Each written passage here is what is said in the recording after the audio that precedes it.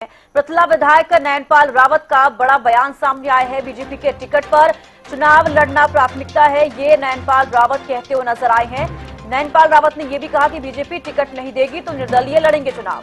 अधिकारी चुनाव में बीजेपी का माहौल खराब करने की कोशिश कर रहे थे, ये भी उनकी तरफ से कहा गया है। तो पृथला विधायक नैनपाल रावत का बड़ा बयान सामने आया है। बीजेपी के टिकट पर चुनाव लड़ना प्राथमिकता है, ये नैनपाल रावत कहते हुए नजर आए हैं। एक तरीके से उन्होंने बीजेपी को ये चीज कही है कि वो इंटरेस्टेड है उनकी बीजेपी की पार्टी से टिकट मिलने के लिए, लेकिन बड़ा सवाल ये उन्होंने ये भी क्लियर कर दिया है कि अगर बीजेपी से टिकट नहीं मिलती है तो वो निर्दलीय चुनाव लड़ेंगे, ये भी उन्होंने क्लियर कर दिया है।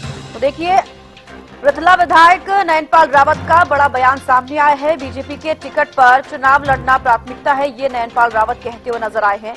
बीजेपी टिकट नहीं देगी तो निर्दलीय लड़ेंगे चुनाव।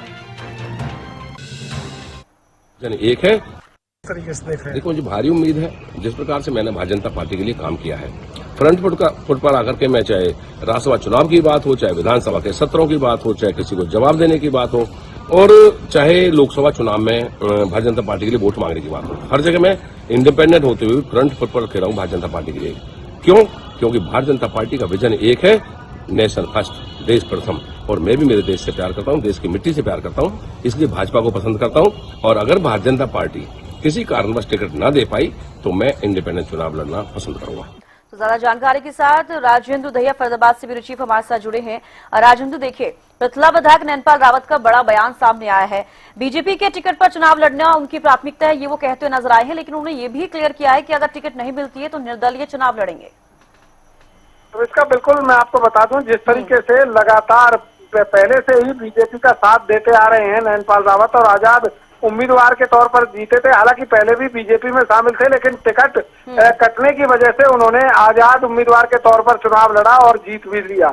इस बार भी उनका दावा है कि अगर पिछली बारी गलती अब की बार अगर नहीं दोहराई गई तो अब की बार भी वो चुनाव जीतेंगे। अगर टिकट मिलती है तो प्राथमिकता उनकी टिकट की रहेगी, लेकिन अगर टिकट नहीं मिली तो आजाद उम्मीदवार के तौर पर चुनाव लड़ेंगे और जीतेंगे भी। भाई, इस तरीके का बयान उनका सामने आया। और साफ तौर पर कुछ अधिकारी बीजेपी का माहौल खराब करने का प्रयास कर रहे थे और ऊपर के अधिकारियों को भी जो है गुमराह कर रहे थे। इसी बात को लेकर उन्होंने आवाज उठाई थी कि पूरे हरियाणा में कहीं अधिकारियों की वजह से कोई माहौल खराब ना हो। इसको लेकर उन्होंने मुख्यमंत्री नायर सिंह सैनी और पूर्व मुख्यमंत्री मनोहर लाल को भी अवगत कराया है, जिस पर उन्हें पूरा आश्वासन मिला। और कहीं ना कहीं अब वो बीजेपी पार्टी से संतुष्ट नजर आए हैं। साफ तौर पर कहना था, पहले भी उनका समर्थन बीजेपी को था और अभी भी है और आगे भी रहेगा। जी बिल्कुल राजेंद्र, फिलहाल उन्होंने ये क्लियर तो कर दिया है कि वो समर्थन बीजेपी को ही देंगे, लेकिन जिस तरीके से उन्होंने अब एक इच्छा जताई है, क्या लगता है कि बीजेपी इसको लेकर क्या प्रतिक्रिया देगी, क्या सोच सकती है?